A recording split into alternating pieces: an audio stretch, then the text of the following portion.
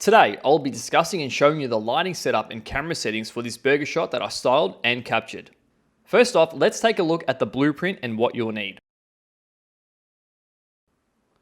My camera settings are at 1/200th of a second.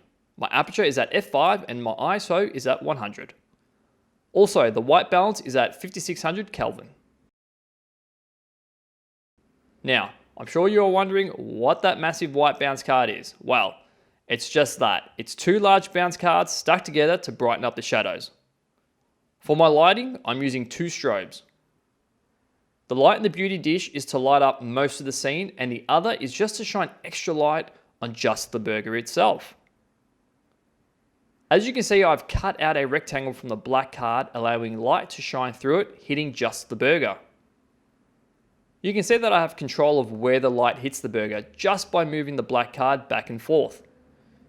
Here's an image of just the light turned on.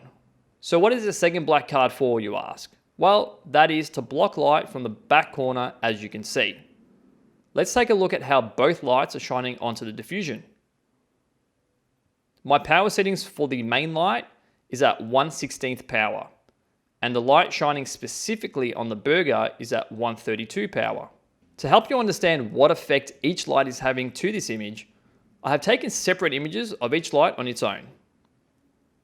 Well, before I end this video, guys, I'd like to give a special thanks to Terry Studios for sharing his behind the scenes on Instagram, which actually inspired me for this shot.